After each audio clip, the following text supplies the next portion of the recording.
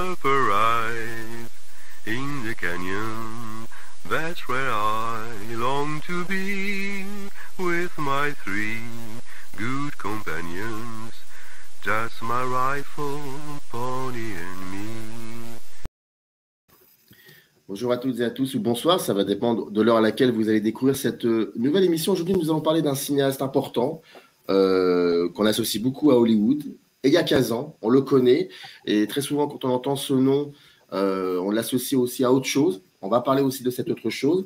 Le bouquin s'appelle Elia Kazan, La confusion des sentiments. C'est sous la direction de Jean-Michel Durafour et de José Moore. Merci beaucoup Jean-Michel et José d'avoir accepté cet entretien. Et je vous présente donc le livre qui est édité chez Presse Universitaire de Provence. Nous avions déjà interviewé José Moore qui était venu avec Monsieur Ntebin pour parler de la comédie musicale. Il était chez Impression Nouvelle. Et donc je suis très content de le retrouver. Merci, comment allez-vous? Bien, très bien. Merci de nous accueillir. Très bien, merci Samir. Ben, je vous en prie. Alors, comme je n'aime pas faire dire des bêtises, je vais juste, au moins quand même vous présenter. Jean-Michel Durafour, vous êtes philosophe et professeur en esthétique et théorie du cinéma à Aix-Marseille Université. Et on va bientôt vous retrouver chez Microciné dans quelques semaines, je l'espère, pour parler d'une trilogie, la trilogie du fantastique. Voilà, trois livres que vous aviez écrits, on en parlera plus tard. Et vos récents écrits, comme c'est indiqué, se situent au croisement des théories de l'image et de plusieurs autres disciplines du savoir. José Moore, pardon.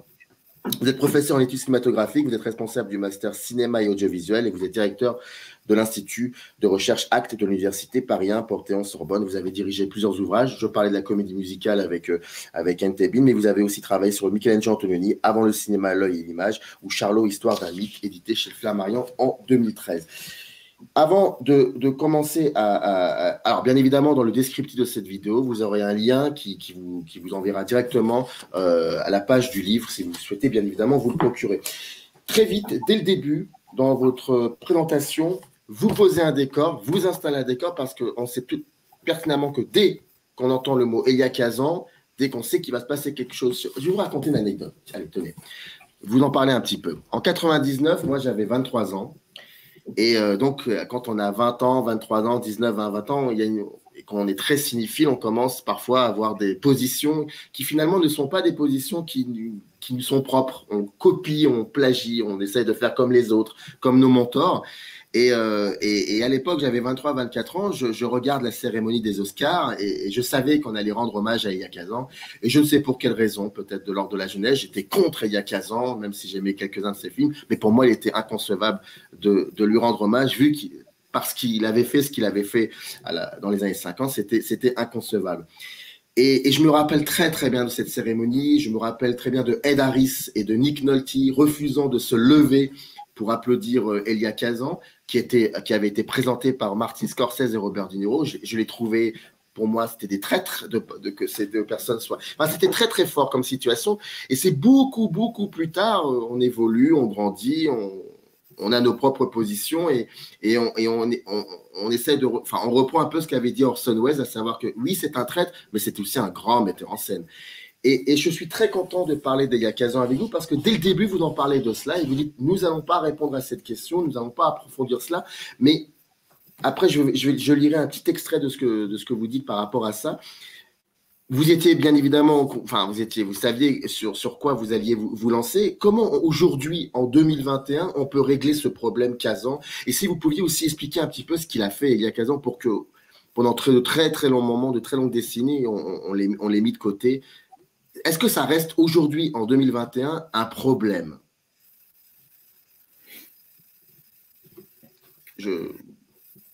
Jean-Michel, peut-être, comme c'est la première fois que vous venez chez Microciné, je vous en prie. Oui, alors bon, je vais essayer de commencer à répondre à cette question, effectivement, qui est très complexe et peut-être même compliquée. Et puis, je pense que José a aussi, bien sûr, des choses à dire là-dessus.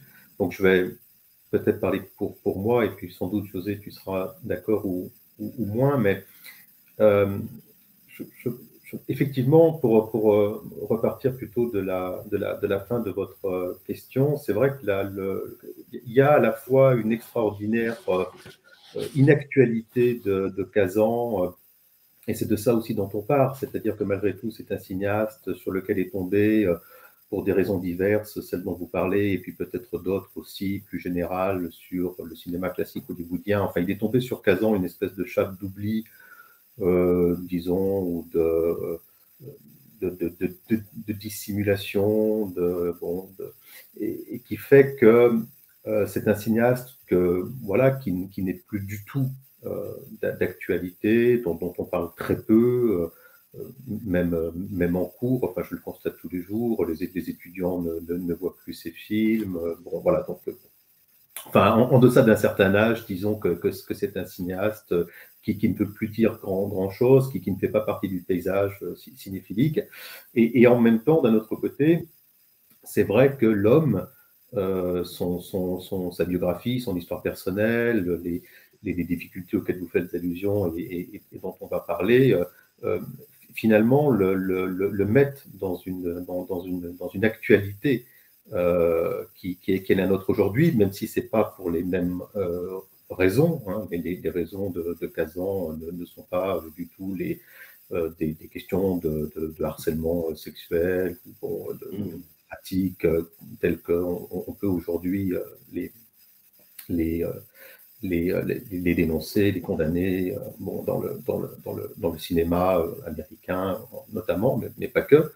Donc c'est des raisons plus politiques, mais c'est vrai qu'il y a, disons, avec le Kazan, cette complexité qui nous ramène à la situation de notre époque, qui est finalement de comment peut-on artistiquement, esthétiquement juger ou penser, même sans émettre de critères de valeur, mais s'intéresser, réfléchir sur la densité, sur la cohérence, sur la beauté aussi, tout simplement, d'une œuvre, sans, et en même temps en tenant compte, hein, mais sans que on confonde ce qui relève de l'artistique avec des questions de morale ou des questions de justice ou des questions de politique, bon, qui ont évidemment leur place, mais qui ne sont pas, à mon sens, hein, des critères avec lesquels on peut se dire qu'une œuvre mérite d'être défendue ou pas. Et finalement, ce qu'on retrouve, c'est voilà, toutes ces questions qui sont extrêmement difficiles à traiter, quant à la différence entre l'homme et l'œuvre, entre le privé et l'artistique. Et Kazan n'est évidemment pas le seul artiste pour lesquels ces problèmes se posent. Il y a des artistes pour lesquels ils se posent d'ailleurs même de manière beaucoup plus frontale. Enfin, donc on pense à Céline, par exemple, hein, pour citer un cas que tout le monde connaît. Bon, Kazan, on n'en est pas tout à fait là non plus. Mais voilà, c'est un cinéaste qui montre qu'on ne peut pas confondre toutes les strates d'artistique, de morale, de juridique, enfin, etc., que parfois on a un peu tendance à confondre. Et c'est vrai qu'on peut être un très grand cinéaste et en même temps avoir un comportement personnel tout à fait déplorable ou détestable, et être un individu finalement fait de toutes les faiblesses de tous les hommes, peut-être de manière plus exacerbée parce qu'il y a un contexte, parce qu'il y a une époque, et que d'ailleurs Kazan par la suite est longuement revenu dessus, hein, pour essayer justement d'effacer entre guillemets ça, ou de changer une certaine image qu'il avait. Et nous, je pense qu'avec José, on s'était posé on avait décidé d'affronter ça. On en a même un peu plus loin, et puis comme ça, je te laisse la parole, José, mais en se disant que peut-être penser cette complexité jusqu'au bout, c'était aussi se demander si finalement, est-ce que les grands films de Kazan, du moins les films les plus kazaniens, on va dire Kazan, ceux qui apparaissent au début des années 50, et qui apparaissent justement au moment où il trahit, à partir du moment où il se comporte comme il le fait devant la commission des activités anti-américaines, et donc qui chassait les communistes, hein, pour dire les choses vite, dans ce moment du macartisme à Hollywood. Est-ce que finalement, ces films-là, ils auraient pu exister s'ils ne s'étaient pas comportés de cette manière-là? C'est une question encore plus brûlante et encore plus sensible, à laquelle enfin nous et puis les contributeurs du volume, on a essayé de répondre, mais toujours par des moyens artistiques, par des moyens cinématographiques, en allant voir les films eux-mêmes et en s'intéressant d'abord aux films, pour ensuite éclairer l'homme et pas l'inverse. Oui, oui, je suis tout à fait d'accord avec ce que vient de dire Jean-Michel. Je pense que de toute façon, aujourd'hui, le problème qu'a suscité, qu'a posé de façon totalement légitime l'attitude d'Elia Kazan est, je dirais, moins exacerbée. Je pense qu'on peut le regarder avec un peu plus de recul. Il y a le contexte d'une époque, les années 50, mais aussi les années 60, les années 70, tout ce contexte qui a contribué, entre guillemets, à mettre l'accent sur cette attitude qui bien sûr pose problème, et elle pose problème à juste titre. Mais pour rebondir sur ce que dit Jean-Michel, ce qui me semble intéressant chez Kazan, et c'est pas si fréquent que ça, c'est qu'au fond, ce comportement, l'attitude qu'il a eue, a contribué à complexifier son œuvre. C'est-à-dire, c'est à la fois pour lui une crise, il traverse une crise à travers ce moment, et pour le coup, l'homme et l'œuvre se rejoignent. C'est-à-dire que Kazan, quand il fait des films après ce qui s'est passé à la commission sur les activités anti-américaines, fait des films beaucoup plus complexes. Et c'est un cinéaste qui a intégré cette crise intellectuelle, cette crise morale qu'il a traversée, il l'a intégré dans son œuvre, et pour le coup, ici, l'homme et l'œuvre se rejoignent, et les problèmes moraux qu'a vécu Kazan se répercutent, infusent l'ensemble de l'œuvre pour l'enrichir. Et je pense que l'exemple de Kazan est très intéressant parce qu'il permet de penser la complexité de l'être humain, surtout à une époque où on a tendance à simplifier les choses. Et Kazan est un cinéaste qui a su intégrer ses failles, ses défauts. Il suffit de lire son autobiographie, qui est sans doute une des plus belles autobiographies de cinéastes. Et on voit bien que c'est quelqu'un qui a un rapport très, très difficile à lui-même. L'autobiographie s'ouvre devant une glace. Et au fond, il y a quelque chose toujours qui pose question à Kazan, c'est le rapport qu'il a à lui-même, à ce qu'il est devenu. Et toute cette crise morale, toute cette complexité n'a fait qu'enrichir son œuvre. Et son œuvre, il faut qu'on le reconnaisse, le musée Jean-Michel, est beaucoup plus intéressante après la crise identitaire, la crise morale qu'il a vécue, qu'elle ne l'était auparavant. Donc là, je pense que c'est un cas assez unique dans l'histoire. Kazan n'a jamais caché ces problèmes-là. Il a vécu avec, il n'a cessé de se poser la question qu'est-ce que l'être humain et de quelle patte il est fait. Et je crois que toute cette expérience personnelle n'a fait que nourrir son œuvre et la rendre de plus en plus complexe. D'ailleurs, page 6, vous écrivez quelque chose, vous dites derrière ce paradoxe, c'est ce que vous disiez Jean-Michel Durafour, derrière ce paradoxe où se joue et s'exacerbe l'enchevêtrement des sentiments de et à l'égard de l'artiste cache sans doute une relation de cause à effet qu'il nous faut arriver à penser. Et en italique, vous écrivez peut-être que le cinéma de Kazan n'aurait pas présenté la subtilité émotionnelle et psychologique qu'on lui connaît si l'homme ne s'était pas comporté comme il l'a fait. Terrible hypothèse, à vrai dire. Je trouve ça incroyable. Juste une dernière question. Oui, parce que pour celles et ceux qui ne savent pas, vous l'aviez évoqué, dans les années 50, il y avait la commission des activités anti-américaines sous la houlette de Joseph McCarthy, le sénateur. Et en fait, c'était comme vous l'avez très bien, on va résumer grossièrement, c'était la chasse aux communistes. Et il y a 15 ans, je crois, c'était entre 34 et 36, contredisez-moi si je me trompe, était membre du Parti communiste, puis il a été éjecté. Et il a donné, comme on dit, voilà, il a donné ses amis communistes du Golden Theater, si je me trompe pas. Et c'est ce qui a provoqué aussi beaucoup d'arrestations, mais aussi des personnes qui ont dû arrêter de travailler, certains qui ont émigré, etc. Je ne sais pas si John Berry faisait partie de ces gens qu'il avait dénoncé il y a 15 ans, mais John Berry, c'est un de ces cinéastes qui a dû quitter les États-Unis pour aller travailler ailleurs, et il avait fait même quelques films en France et en Angleterre. Mais vous disiez une chose qui m'a vraiment interpellé, et que vous parlez d'ailleurs à un moment dans le livre, c'est par rapport, oui, à la nouvelle génération, et après on passera à autre chose, hein. À la nouvelle génération par rapport à l'histoire du cinéma, qui ne sont vous remarquez que il y a de moins en moins d'intérêt vis-à-vis de l'histoire du cinéma, donc de ce qui s'est passé avant, et surtout d'il y a 15 ans. Moi, j'ai fait des études de cinéma dans les années 90, et il y a 15 ans, continue encore d'être vu, interprété, disséqué. Je me souviens parfaitement bien de ces moments-là.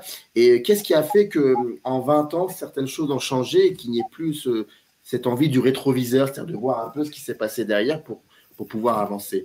Je me permets cette question qui est un petit peu hors sujet, mais parce que vous en parlez un moment dans le livre et ça m'a interpellé. Et comme vous enseignez le cinéma, je suis très curieux d'avoir votre réponse. Jean-Michel, José? C'est une question, c'est assez difficile. Au fond, on fait à peu près tous le même constat, c'est-à-dire qu'il y a une sorte de tropisme contemporain qui fait qu'on s'intéresse de plus en plus au cinéma, les étudiants s'intéressent de plus en plus au cinéma contemporain, et qu'au fond, même d'un point de vue universitaire, d'un point de vue, je dirais, des chercheurs, tout ce pont du cinéma qui est le cinéma classique, qui a été traité, et très très bien traité par la critique, a été oublié un petit peu par le champ universitaire. Je ne suis pas sûr qu'il y ait des thèses sur des Kazan. Il n'y a pas beaucoup de thèses sur John Ford. Il y a eu une thèse magnifique sur Howard Hawks qu'a faite Jean-Michel. Mais si on regarde un petit peu plus, on s'aperçoit que tout le cinéma classique est un peu oublié par, non seulement, je dirais, par la recherche universitaire, et c'est pour ça aussi que nous avons voulu faire ce livre, et que ce cinéma-là est moins étudié qu'il ne l'était, vous avez raison, dans les années 80, 90, et il n'a pas été non plus si facile que ça pour nous de trouver des collègues qui souhaitaient travailler sur Kazan, qui connaissaient bien Kazan. Donc il y a vraiment, je dirais, un tournant. Je dirais qu'au milieu des années 90, on a perçu que la lumière a été moins portée sur ce cinéma-là, qu'on a considéré avoir déjà été traité par la critique, et que l'université, au fond, n'a jamais, s'est un petit peu refusé à prendre en charge, et c'est dommage, parce que tout le travail de gens comme Michel Simon, qui a eu un rôle considérable pour de connaître Kazan, est un travail qui est passionnant et qui devrait pouvoir susciter des vocations et des études autour de Kazan, ce qui n'est malheureusement à ce jour pas le cas. Est-ce que vous voulez rajouter quelque chose, Jean-Michel, à ce que dit... Oui, je suis entièrement d'accord avec ce que dit José. Je pense qu'hélas, le cinéma classique, d'ailleurs, en général, on peut constater, je pense, la même chose s'agissant du cinéma classique français, par exemple, des années 30 ou des années 40, mais c'est le sort du classique, finalement, que tout le monde le connaissent sans jamais l'avoir lu ou sans jamais l'avoir lu. Hein. C'est même, paraît-il, la définition du classique, que l'on connaît sans l'avoir lu. Bon. Alors, on croit qu'on le connaît, finalement. Évidemment, on ne le connaît pas tant que ça, mais comme on pense qu'on le connaît, on ne se pose pas la question de savoir s'il y a quelque chose de plus à chercher plus loin.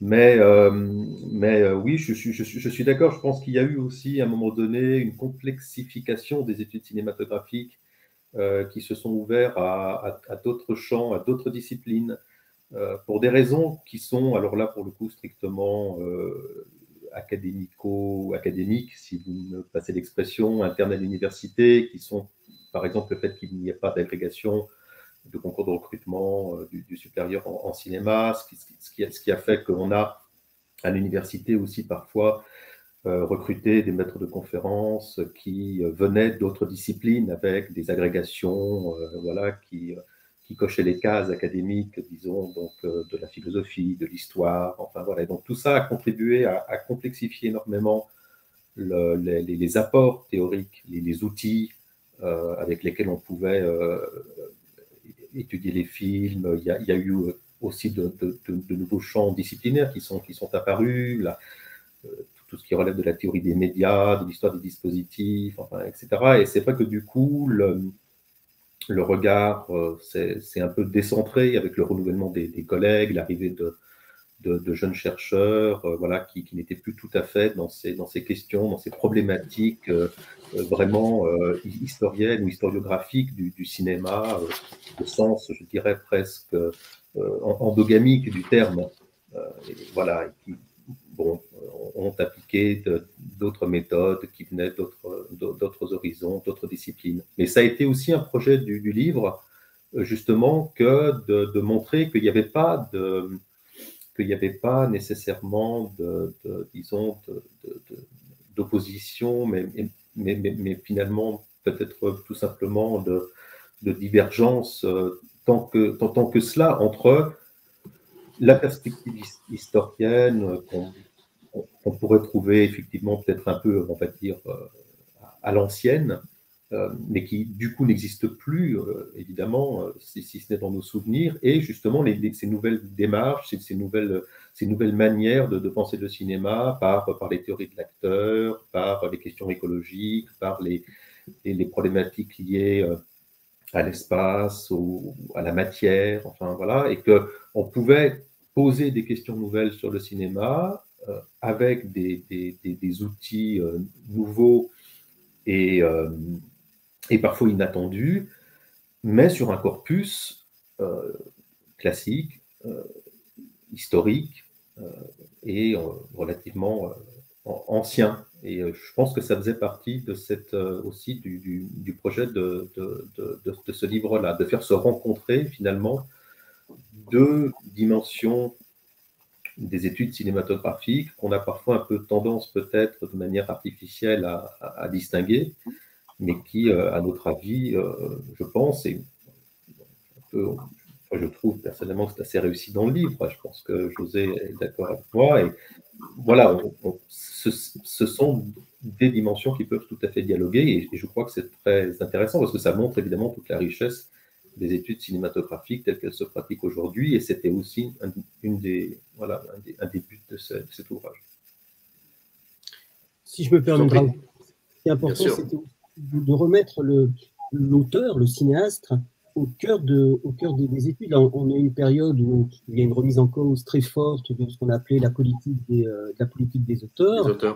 Nous, et c'est vrai qu'au fond, l'auteur n'est plus la porte d'entrée pour penser le cinéma, alors qu'il l'a été. Et nous, on a essayé, au fond, de conserver l'acquis de l'auteur, mais de l'appréhender à travers les approches nouvelles. Donc, c'est un petit peu le pari de ce livre, de continuer à mettre en avant, de penser un cinéaste, de passer le cinéma à partir du cinéaste, mais essayer d'enrichir cette approche de ce cinéaste-là par des approches qui prennent en compte les démarches plus contemporaines, les façons de penser le cinéma. Mais c'était aussi une volonté de notre part de remettre je dirais le cinéaste au cœur de notre réflexion. En tout cas, pour vous dire, depuis que j'ai créé cette chaîne, je n'ai jamais autant discuté avec des universitaires. Et quand j'ai commencé la critique dans les années 90, on a toujours ce cliché horrible de dire qu'il y a la critique au cinéma et puis il y a les universitaires. Ben, je peux vous dire qu'aujourd'hui, je trouve qu'il y a beaucoup plus de richesse et de dynamique dans des livres écrits par des universitaires. Et ça, je voulais absolument le dire parce que c'est passionnant.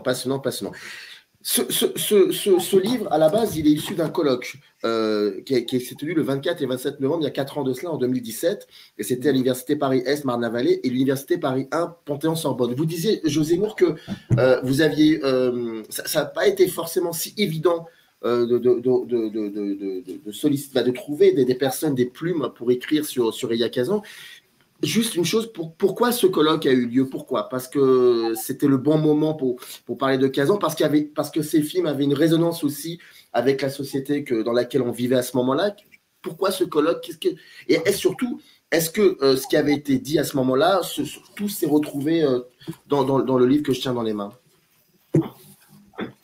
Je dirais que c'est presque, comme souvent les colloques, c'est une rencontre, c'est un partage de sensibilité. Et au fond, avec Jean-Michel, on a ce goût aussi pour le cinéma classique. On parle souvent de cinéma classique.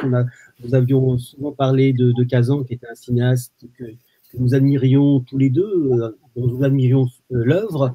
Et au fond, c'est ce point de départ-là, c'est dire qu'est-ce qu'on pourrait dire aujourd'hui sur ce cinéaste qui, malheureusement, est un petit peu oublié. Donc, c'est vraiment une rencontre entre deux possibilités, entre deux affinités, les affinités qui sont celles de Jean-Michel et de moi qui se sont rencontrées. Et à partir de là, on a essayé de poser la question comment on peut écrire sur Kazan, comment on peut penser Kazan. Mais au fond, c'est quand même la rencontre d'abord de deux sensibilités, puis aussi de deux personnes et l'envie de faire quelque chose ensemble, bien évidemment, parce que c'est ce qui se nourrit aussi la recherche. Oui, tout à fait. Et puis à partir de là, c'est vrai que pour la constitution des interventions, enfin des différents panels du colloque, on a un peu procédé de la même manière. Très vite, il y a des noms qui se sont imposés, d'amis, de collègues, de gens de confiance, comme on dit, avec qui on savait où on allait, qui partagent effectivement, comme dit José, cette sensibilité, cette passion du cinéma hollywoodien. Et puis ensuite, on a prospecté effectivement de manière un peu plus élargie et on a quand même été surpris au bon sens du terme, je pense, et très heureux de voir que des jeunes collègues ES, hommes et femmes, qui venaient d'horizons très différents aussi, parfois des arts plastiques, ou de la littérature, ou des études grecques, enfin, ou de la civilisationnelle, qui n'étaient pas spécialement toujours des universitaires en cinéma, en études cinématographiques. Et finalement, il y a eu cette espèce de caisse de résonance et tout ça a donné ce colloque, effectivement, qui s'était tenu à Marne-la-Vallée, entre Marne-la-Vallée et Paris 1, il y a 4 ans, puisque c'était à Marne-la-Vallée que j'étais enseignant-chercheur à l'époque.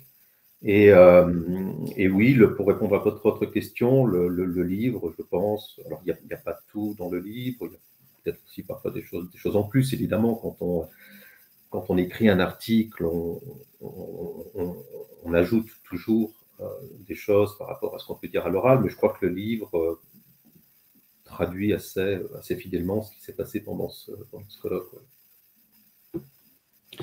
Le livre, alors, est divisé en 4 parties. La première partie, vous dites, ça ouvre des questionnements sur le rapport des films de Kazan. D'ailleurs, dans cette partie-là, vous avez écrit, vous, Jean-Michel Durafour, un texte sur la fièvre dans le sang. On va y revenir juste après.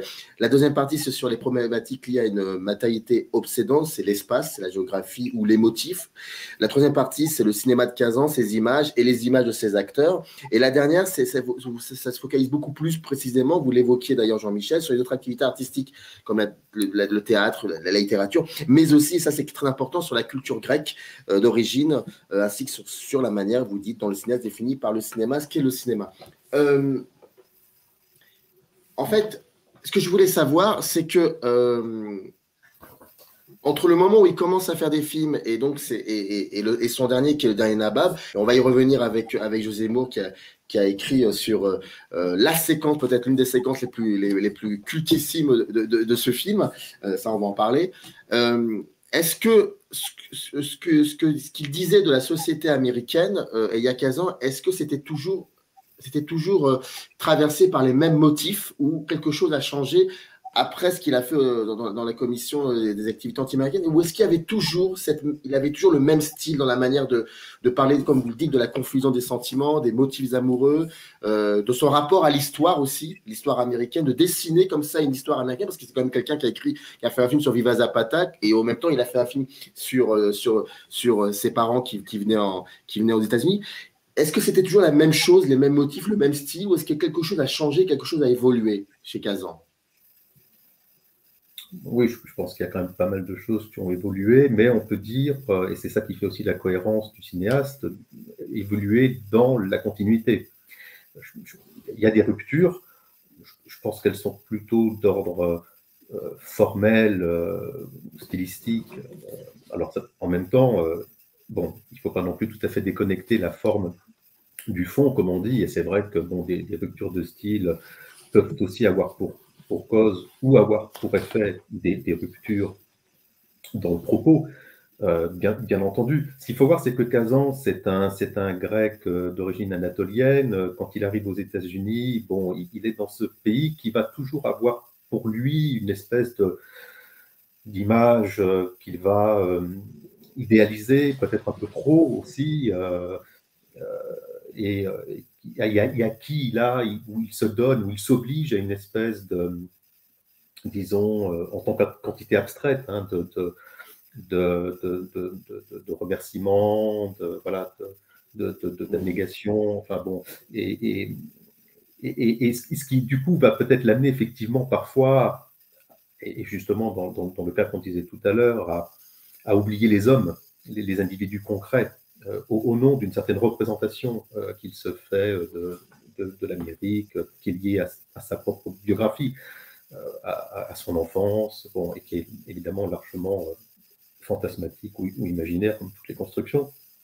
Donc évidemment, ça dessine une certaine vision de l'Amérique très englobante, hein, parce que c'est vrai que quand on regarde la carrière de Kazan, Kazan est capable tout aussi bien de filmer la ville américaine que le sud profond.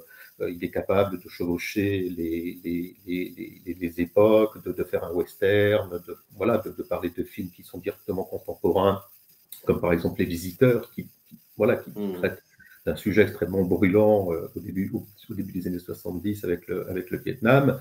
Il s'intéresse à l'adaptation d'ouvrages de la littérature classique, on peut dire, enfin, du moins officielle, reconnue, des États-Unis, comme Fitzgerald, donc vous en avez parlé, Tennessee Williams, enfin bon, voilà.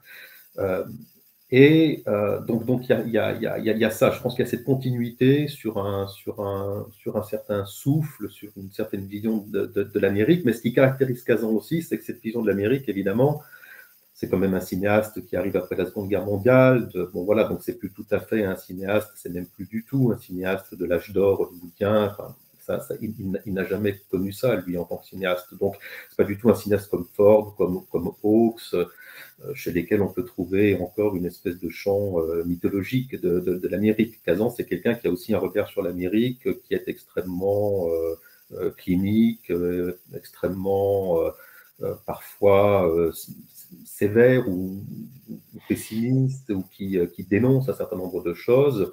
Et c'est d'ailleurs comme ça qu'il a commencé. Il a commencé par des films qui étaient de facture relativement conventionnelle, mais qui étaient d'abord des films à thèse, qui pointaient du doigt ou de la caméra tel ou tel travers de la société américaine, comme l'antisémitisme dans Le Mur invisible, ou le racisme en général, le racisme anti-noir dans L'héritage de la chair.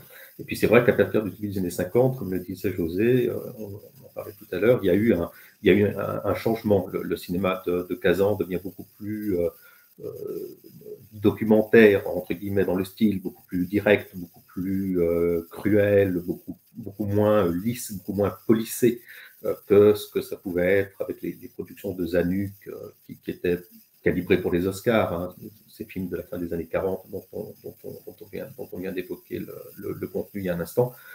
Donc il y a je dirais, une continuité là-dessus, mais avec une certaine évolution. Une évolution dans la forme qui devient plus brutale, disons, mais qui aussi le devient au contact de toute une transformation du cinéma hollywoodien de l'époque. Hein. C'est pas simplement Kazan tout seul qui décide de ce mouvement-là. Le début des années 50, c'est le début où apparaissent des cinéastes comme Robert Aldrich, comme Samuel Fuller, voilà, qui introduisent dans le style hollywoodien quelque chose de plus frontal, plus râpeux, beaucoup plus désagréable, entre guillemets, si je puis dire. Donc il y a ça, et puis il y a une espèce de transformation où en même temps, c'est vrai, je trouve que Kazan a de plus en plus englobé de grands sujets, des sujets très historiques, comme bon, c'est le cas dans À l'Est d'Éden, dans, même La fièvre dans le sang. Enfin, voilà, il y a une dimension plus épique de son cinéma qui devient moins urbain, moins contemporain que ce qui pouvait être encore entre les années 40 et le début des années 50. Mais parce qu'en même temps, Kazan se pose des questions sur l'origine. Hein, ce qui l'intéresse à ce moment-là, c'est bien pour ça aussi que c'est la période où il fait America, America, c'est d'où l'on vient, qu'est-ce qui explique qu'on soit devenu ce qu'on soit devenu. Donc le cinéma de Kazan, c'est, je pense, un cinéma, pour dire les choses en deux mots, qui, à mes yeux, est un cinéma qui, grosso modo, manipule toujours les mêmes grands thèmes. Son objet, c'est l'Amérique, mais une Amérique réaliste, qui est évidemment celle qu'il a accueillie, dont il connaît les travers, et bien entendu, d'autant plus qu'il les reprend à son compte, on l'a dit tout à l'heure, pour un certain nombre d'entre eux, mais une Amérique qui, de plus en plus dans l'œuvre, va être filmée de manière plus cruelle, plus parfois caustique, plus distanciée, et avec de plus en plus, au même moment, voilà, d'amplitude dans les sujets, dans les époques, dans le questionnement sur l'humain. Il y a une dimension dans le cinéma de Kazan où, à un moment donné, les derniers films dépassent de très loin le seul cadre de l'Amérique. Je pense que des films comme La fièvre dans le sang, des films comme Les Visiteurs ou comme L'Arrangement sont des films qui disent quelque chose de l'être humain, c'est ce que disait José tout à l'heure, hein, de l'être humain universel, et pas simplement de l'américain, ce qui pouvait encore être le cas de films comme Le Mur Invisible, voilà, qui était plus américano-centré. Enfin, voilà. Donc il y a une espèce de grand souffle, et ce qui est intéressant chez Kazan, c'est que plus le souffle devient lyrique, épique, plus la forme devient directe, âpre, même s'il y a malgré tout de belles envolées, on pourrait dire entre guillemets, et de très belles images chez Kazan, mais voilà, je dirais ça comme ça. C'est un peu long pour la réponse, j'en suis désolé, mais c'est vrai que la question est très, très complexe, et toute une filmographie, c'est quand même, c'est beaucoup à essayer de compacter en quelques mots, mais voilà, je dirais à peu près ça sur l'évolution du cinéma de Kazan. Oui, José, vous aviez peut-être envie de rajouter quelque chose? Non, ce qu'il faut, je suis tout à fait d'accord avec ce qu'a dit Jean-Michel. Ce qui est intéressant, par exemple, chez Kazan, si on le compare avec un cinéaste qui lui est très proche, il était très ami, et je dirais que ce sont les deux cinéastes qui ont un regard assez voisin sur l'Amérique. Si on compare avec Nicolas Ray, par exemple, qui sont vraiment, je pense que Nicolas Ray et Kazan incarnent, après les figures de l'autre, etc., un renouveau du cinéma hollywoodien, du cinéma des années 50. On retrouve des gens comme Fuller, comme Anthony Mann ou Bill Wilder. C'est que Nicolas Ray commence son œuvre avec un chef-d'œuvre qui est Les Amants de la nuit, alors que Kazan est un cinéaste qui va évoluer. C'est objectivement la meilleure période de Kazan, c'est pratiquement la fin des années 50, quand on voit que en 60 il fait La fièvre dans le sang, America, L'Arrangement, Les Visiteurs d'Anne Nabab. C'est quand même et au fond cette évolution du cinéma de Kazan est une vision qui va d'un cinéma qui essaye de trouver sa place dans le système hollywoodien, des films dont il n'était pas toujours à l'origine, au début, hein, il y avait le rôle de Zanuck, etc. Et peu à peu, son cinéma va devenir de plus en plus personnel. Et au fond, l'approche qu'il avait de l'Amérique était peut-être une approche un tout petit peu plus distante au début de son œuvre, qui s'inscrivait dans une sorte de mythologie de l'Amérique. Cette approche-là, ce regard qu'il va porter vers l'Amérique, ça va être un regard qui va être nourri de plus en plus de sa propre expérience personnelle, ce qui fait que ses œuvres vont d'une certaine façon approfondir le regard qu'il a, avoir un regard critique, et puis je dirais une proximité plus grande, même qu'on voyait dans le découpage, dans la façon dont on filme l'humain dans les années je veux dire, dans les années 30 et 40, et la façon dont des gens comme Nicolas Ray ou Kazan filment leurs acteurs, il y a une proximité, le corps, l'âme humaine, la matière humaine résiste.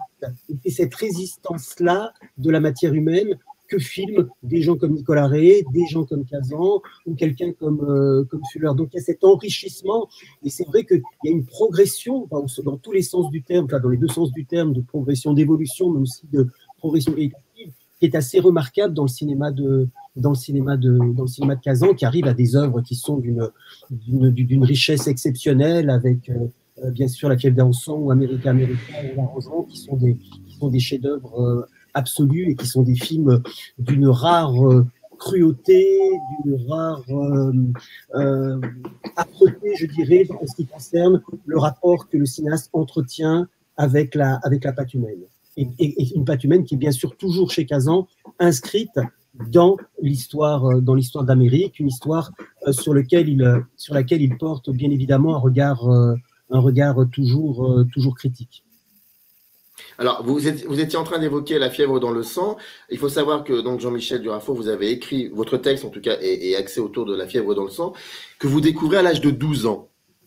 Et moi, je l'ai vu beaucoup plus tard, enfin, je l'ai vu à un âge très avancé. Et ce qui est très beau dans votre texte, c'est que vous dites à un moment, quand un enfant voit un arbre, il s'intéresse pas, il voit pas le concept de l'arbre, il voit un arbre. Et donc, ça, vous l'interprétez, vous l'associez à ça par rapport à La fièvre dans le sang. Ça m'intéresserait de savoir, même vous le dites, hein, mais c'est de le répéter, j'en suis désolé, mais c'est tellement beau et intéressant. À 12 ans, quand on se retrouve devant un film comme ce qui est assez complexe, comment on en sort de cette projection? Je ne sais pas trop. Ce que je peux vous dire, c'est comment on sort de son souvenir quand on s'en souvient dans les différentes autres étapes de la vie, et qu'on a et que voilà, ce moment remonte à la surface. Je suis plus trop capable, enfin, je pense ne l'avoir jamais été. Je ne pourrais pas vous dire comment à 12 ans je suis sorti de ça. Ce que je sais, c'est que ça fait partie de ces films qui ont contribué c'est même pas une question d'éducation au cinéma, parce qu'à cet âge-là, on ne peut pas tout à fait parler de ça comme ça, mais simplement à construire un regard. Hein. C'est d'abord une éducation du regard. Après, il y a des choses d'ordre là aussi imaginaires, libidinales, qui viennent se greffer par-dessus. Il y a ces corps, il y a cette couleur, il y a évidemment un certain nombre de motifs aussi qui sont comme ça très les yeux, voilà, l'eau, voilà, tout ça évidemment crée un mélange un peu détonnant dans les deux manières d'écrire le mot. Et du coup, c'est vrai que c'est un film un peu mystère pour moi, d'ailleurs, le premier. C'est pour ça que je cherche pas trop, d'ailleurs, à essayer de savoir pourquoi je l'aime, ce film. Je préfère l'ignorer. Et je pense que c'est très bien comme ça, parce que de toute façon, je ne pourrais jamais le savoir, en réalité, même si ça m'intéressait.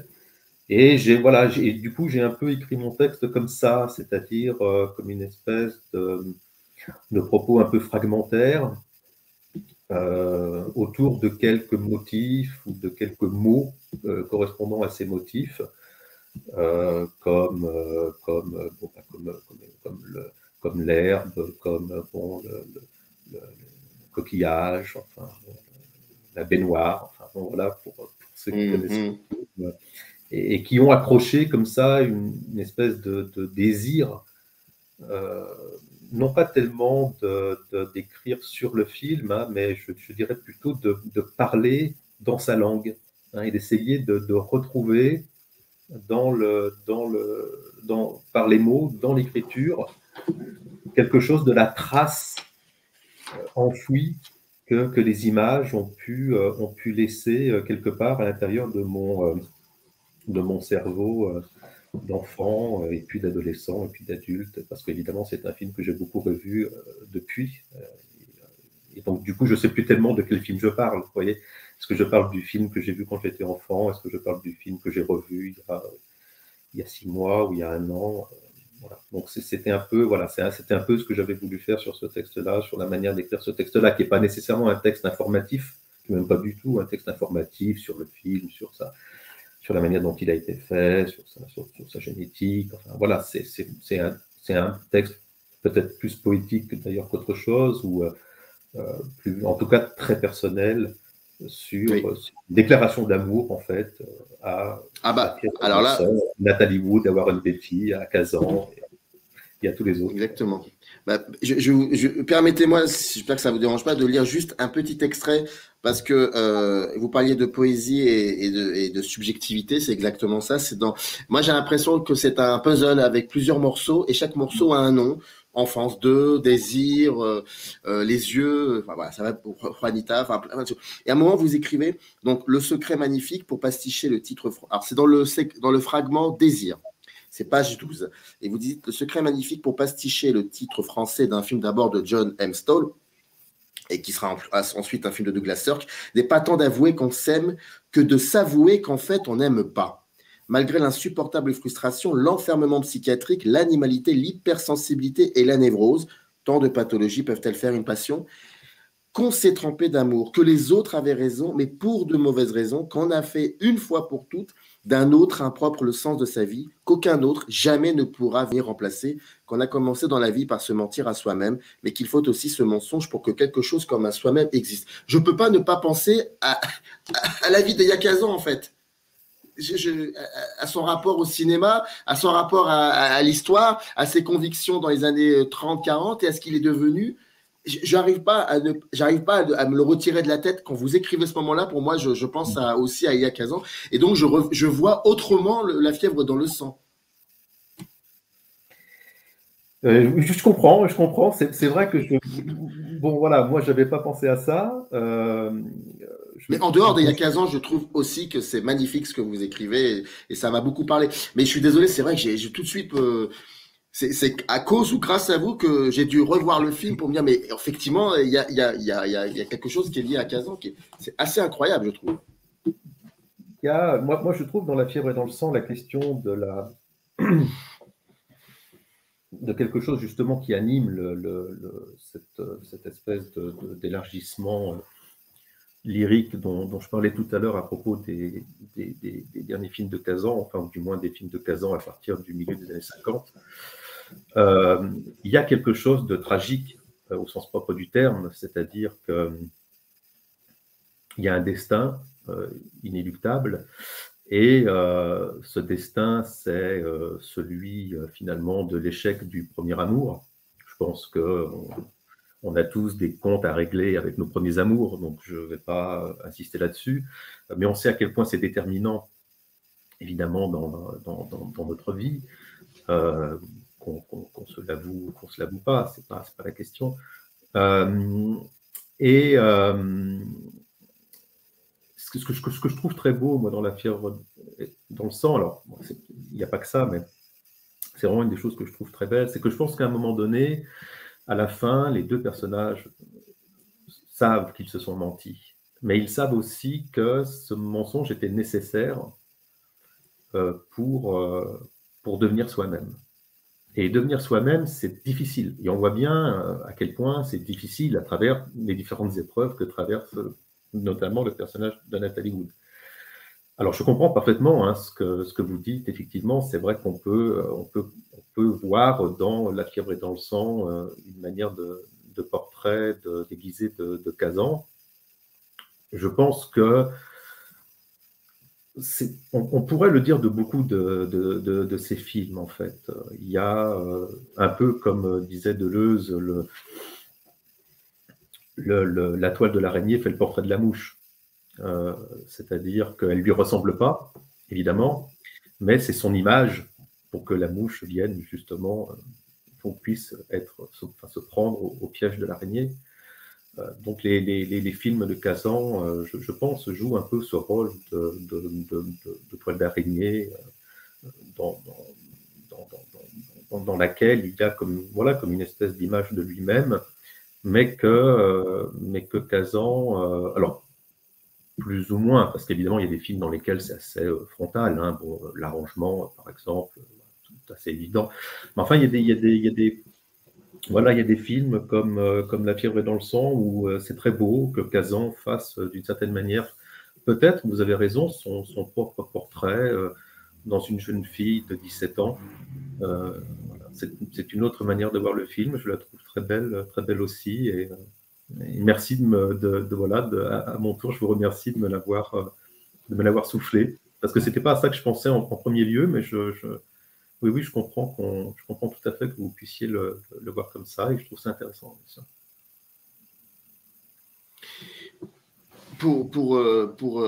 Oui, peut-être que vous aviez envie de dire quelque chose, José, de rajouter quelque chose. Je voudrais dire à quel point je lui avais dit d'ailleurs quand Jean-Michel écrit le texte, c'est un texte qui m'a beaucoup touché, surtout que La fièvre dans le sang est aussi mon film de Kazan préféré, et je dirais que Kazan est peut-être un de mes films préférés, je trouve ce film sublime.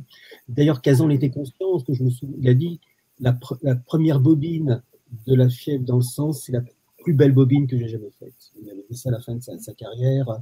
Et ce qui est intéressant par rapport à ce que vous dites, j'avais été d'ailleurs très troublé, parce que pour moi, La fièvre dans le sang, quand je l'ai vu à peu près à l'âge de Jean-Michel, c'était un film très mélancolique, qui au fond est un film sur le regret, sur les histoires d'amour ratées, sur les rencontres qui ne se font pas. Et j'avais entendu Kazan, au contraire, avoir une lecture de la fin du film, mais très positive. C'est-à-dire que pour lui, le film se finissait de façon heureuse, c'est-à-dire, voilà, chacun a trouvé la personne qui lui convenait. Et ça avait été très difficile, parce que c'est pas, moi, je l'avais pas lu comme ça dans mon imaginaire. La fièvre dans le sang, ça renvoyait à des choses sur des amours impossibles, sur des amours ratés, sur des rencontres qu'on pouvait pas, qui n'ont pas, des choses qui n'ont pas pu s'accomplir. Alors que Kazan, parlant de la fin de La fièvre dans le sang, voyait ce film-là comme un film profondément optimiste, avec une très belle fin. Il disait même que c'était des fins les plus heureuses de son cinéma. Et on voit là aussi toujours cette complexité chez Kazan. C'est-à-dire que derrière la mélancolie, il y a aussi au fond chez Kazan, la force de vie l'emporte toujours. Hein, je ne sais pas si vous vous souvenez de la scène d'America où le jeune homme malade qui l'accompagne ne peut pas arriver jusqu'aux États-Unis. Et au fond, c'est une scène, c'est très violent, parce qu'au fond, c'est celui qui a la force vitale la plus puissante qui va s'en sortir. Et c'est ça le cinéma de Kazan.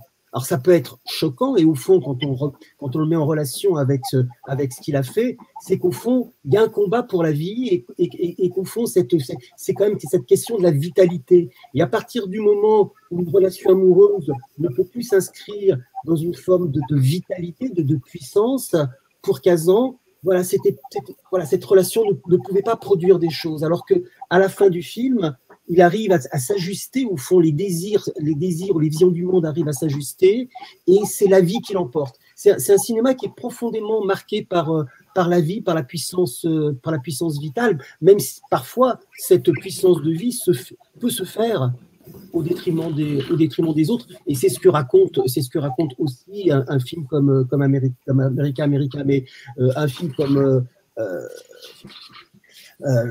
le film, enfin la fin du film de Kazan que analyse vraiment merveilleusement Jean-Michel, reste pour moi une fin très triste, même si pour Kazan elle est une fin absolument positive, où les deux êtres ont rencontré l'amour.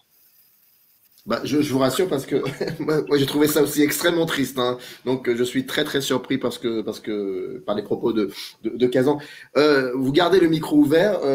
Page 237, c'est vous qui écrivez un texte sur une dernière leçon de cinéma hollywoodien autour d'une séquence du dernier Nabab. Alors là, c'est incroyable. Il y a quelques années de cela, voilà, j'animais une émission de radio dans un autre pays, et le sujet de l'émission en question, enfin ce jour-là, c'était C'est quoi le cinéma? Qu'est-ce que le cinéma? On avait repris le titre basinien donc chacun d'entre nous devait montrer un exemple. Et moi, j'avais montré, c'était la radio. Hein. Donc, j'avais montré l'exemple du dernier Nabab, l'exemple que vous utilisez dans votre livre. Mais comme c'est de la radio, donc c'était autre chose. Et je m'étais aperçu qu'il y avait aussi une puissance incroyable au niveau du son. Alors, malheureusement, je l'avais mis en VF. J'en suis fort désolé, mais parce que tout le monde n'est pas anglophone, mais ça gardait quand même, il y avait quand même quelque chose d'assez fort. Et quand je lis votre texte où vous vous concentrez uniquement sur cette séquence extrêmement cultissime, en plus de cela, vous intégrez un extrait donc du livre de Fitzgerald qu'a adapté Kazan, et on voit qu'il n'y a pas forcément de grandes différences, mais ce qui est incroyable aussi, c'est que, alors, en fait, c'est très simple, quand vous ce texte-là, cet extrait, cette séquence, pour vous, c'était une évidence d'en parler dans ce livre. C'est-à-dire que quand on dit généralement, il y a l'émission Blow Up qui dit c'est quoi, je sais pas moi, Youssef Chahine, c'est quoi. Quand on pourrait dire c'est quoi Elia Kazan, pour vous, ce serait cette séquence dans ce film. Si on me pose la question c'est quoi Elia Kazan, je ne prendrais pas cette séquence. Je pense que je prendrais une séquence d'America ou La fièvre dans le sang ou l'arrangement. Et si on me posait la question c'est quoi le cinéma classique, je prendrais cette séquence. C'est-à-dire que ce que je trouvais intéressant, il m'arrive d'analyser cette séquence en cours quand j'essaye d'expliquer à mes étudiants, pour lutter un peu contre ce dont on parlait au début, leur expliquer ce qu'est le cinéma classique. Et au fond, quand je dis ce qu'est le cinéma classique, si je suis totalement sincère, quelque part pour moi, c'est aussi ce qu'est le cinéma. Mais bon, ça c'est une autre histoire. Et je prends cette séquence parce que justement pour moi, elle cristallise, elle synthétise ce qu'est le cinéma, ce qu'on vient chercher au cinéma, le rapport que le spectateur a à un cinéma, bien sûr à un cinéma de fiction. Et ce qui est troublant dans cette séquence, c'est qu'au fond, quand on la regarde de près, elle est c'est pas filmé comme du Kazan. Oui, c'est vrai.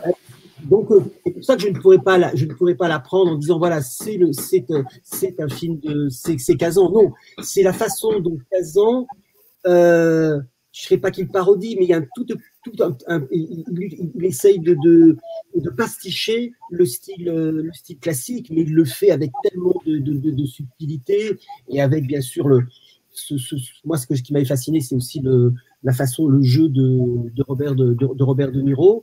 Donc, c'est plutôt le cinéma classique qui me semble résumer, synthétiser, je dirais l'essence de ce qu'est le cinéma classique, qui se trouve synthétisé dans cette séquence, à la fois par le contenu, mais je dirais aussi par la forme que lui donne Kazan, et ce décalage perpétuel entre la façon dont il filme,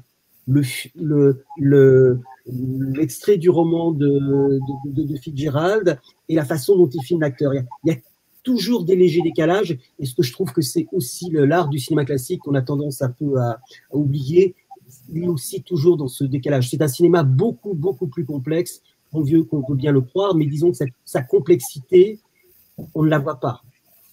C'est une complexité qui est cachée, et quand on creuse un petit peu, on s'aperçoit que c'est un cinéma très très complexe, et je trouve cette scène admirable, puisqu'au fond, je pourrais aussi vous répondre, quand on lit le texte quand on lit le texte de Fitzgerald, je voulais illustrer ce qu'est la différence entre le cinéma et la littérature, vous l'avez ici, c'est-à-dire qu'au fond, ce qu'ajoute Kazan au texte de Fitzgerald, c'est du cinéma. C'est-à-dire filmer des corps dans un espace. Alors que Fitzgerald, le personnage dans le texte de Fitzgerald, ne bouge pas. Et au fond, il transforme un texte en cinéma, et en transformant ce texte, il fait une scène qui dit qu'est-ce que le cinéma et qu'est-ce que le cinéma classique. C'est pour ça que je trouve cette scène vraiment sublime de la part de Kazan, mais c'est pas du Kazan, je dirais. Voilà ce que je veux dire. Non, mais c'est vrai, je suis d'accord avec vous. Mais c'est très drôle parce que là, il me vient à l'esprit quelque chose, mais c'est complètement incongru, hein, je vous le dis tout de suite. C'est que dans cette séquence fascinante, alors, ce qui est très paradoxal, c'est que ce soit un écrivain qui a eu cette idée-là, Je trouve ça quand même, bon, même si c'est vrai qu'il a travaillé pour le cinéma, mais ça a pas vraiment été une partie de plaisir, hein, ça maintenant on le sait. Mais ce qui est assez paradoxal, c'est que, enfin, ce qui est assez marrant, c'est que tout le monde pose la question et la pièce de 5 cents, c'est parce que le cinéma ne s'arrête pas, le cinéma est toujours en mouvement, ça continue. Et là, je sais pas pourquoi m'est venu à l'esprit cette image Deception de Christopher Nolan avec la toupie qui ne cesse de tourner, et on se pose la question, mais elle s'arrête ou est-ce qu'elle continue? Et j'ai envie de vous dire, je crois qu'aujourd'hui, ce qui serait similaire à cette fameuse séquence de la pièce de 5 cents, ce serait peut-être la toupie de Christopher Nolan. Mais je vous dis, c'est incongru, hein, c'est une théorie que je balance comme ça, donc je ne sais pas. Oui, je suis d'accord. Je pense que ça peut être le jour où la pièce de 5 cents arrêtera de circuler, et de circuler, j'allais dire, de main en main, il y aura quelque chose de la fiction qui va se perdre, et peut-être que ce jour n'est pas si lointain que ça, parce qu'en fin de compte, quand on regarde maintenant les films, il n'y a plus de pièces de 5 cents. C'est la même chose. Est-ce que c'est la même façon que jouer au flipper? Quand vous jouez au flipper, vous mettez une pièce et puis vous pouvez jouer au flipper. À partir du moment où cette matérialité-là a disparu, où ce rapport d'échange et d'échange qui s'opère ici, hein, cette pièce, elle est concrète dans le film de Kazan et dans la séquence de Kazan. Là, pour le coup, le fait qu'on ait des abonnements, le fait qu'on regarde le cinéma autrement, le rapport concret, matériel à la fiction, à ce désir de fiction, à cet échange qui est symbolisé par la pièce, tente un petit peu à se diluer. Et dans cette dilution, il y a quelque chose du rapport à la fiction qui est aussi, à mon avis, en train de se perdre. Donc voilà, il faut que la pièce continue à tourner, on va continuer à circuler comme la toupie du film de Nolan. Tout à fait. Je pense que là, on est parti sur un autre débat qui pourrait être très intéressant, mais ça pourrait être assez intéressant. Est-ce que vous voulez rajouter quelque chose, Jean-Michel Durafour, sur ce qu'on vient de se dire ou... Non, je suis d'accord. C'est vrai que le texte de José est vraiment tout à fait remarquable dans cette lecture, dans cette précision-là, sur cette espèce là aussi d'image ou de miroir ressemblant dans la dissemblance, on pourrait dire, avec le cinéma classique. Et ça me fait penser aussi à finalement à quelque chose qu'on n'a pas encore évoqué, mais on peut le faire là en quelques mots, in extremis. C'est que c'est aussi une scène qui boucle une certaine boucle entre finalement une certaine ancienneté, un certain regard en arrière vers la forme et le fameux style transparent hollywoodien, et puis le renouveau des corps. Kazan, c'est aussi un cinéaste qui a découvert de jeunes acteurs, alors découvert dont il a, disons, du moins contribué à amplifier la carrière. Alors bon, évidemment, on connaît Brando, mais bon, c'est le cas aussi de Warren Beatty, de James Dean, bon, de Niro, on fait aussi partie, même si De Niro était connu avant de tourner avec Kazan. Et c'est vrai qu'il y a ça aussi chez Kazan. C'est quelqu'un qui a toujours été extrêmement moderne dans un certain nombre de domaines. Le jeu d'acteur, mais aussi les méthodes de tournage. Un film comme Les Visiteurs est tourné avec 3 francs 6 sous, c'est quasiment du cinéma amateur. Bon, avec des acteurs inconnus, James Wood à l'époque, toujours un acteur connu. Donc, c'est aussi un... Voilà, la scène est passionnante, je trouve, parce qu'elle fait se rejoindre justement cette solidité classique, alors avec le regard du pastiche, mais qui est aussi un hommage, qui est aussi, voilà, et puis cette manière qu'a Kazan de toujours regarder vers la modernité, en l'occurrence ici, bon, voilà, De Niro, les acteurs, enfin, je trouve ça très intéressant. Et moi, ce que je trouve tout à fait formidable dans cette scène-là, mais José en parle très bien, c'est le jeu de Donald Pleasence. Enfin, voilà, c'est lui qui pour moi est vraiment le pivot, le centre de cette scène-là, quoi. Et qui fait cette jonction, cette espèce de jonction entre l'ancien et le moderne. C'est tout à fait passionnant. Et il y a 15 ans, la confusion des sentiments, c'est sous la direction donc, de Jean-Michel Durafour et José Moore, et c'est surtout édité chez Presse Universitaire de Provence. Je rappelle que le lien est dans le descriptif, vous cliquez dessus, vous tombez sur cette page et vous procurez le livre, et vous voyez aussi les films de Kazan, c'est important. Merci beaucoup, c'était extrêmement passionnant, on avait prévu 30 minutes, on a fait 1h04, c'est génial. Parce qu'on parle trop. Et puis, oui, parce que je suis trop curieux, donc j'aurais pu continuer encore 1 heure de plus. En plus, on était parti sur un autre sujet avec José, donc c'était très intéressant. En tout cas, vraiment, c'était passionnant. Merci beaucoup à vous deux. Merci beaucoup. Merci Samir. Merci beaucoup. Samir, au revoir. Au revoir. Bonne journée. Générique. In the canyon, that's where I long to be, with my 3 good companions. Just my rifle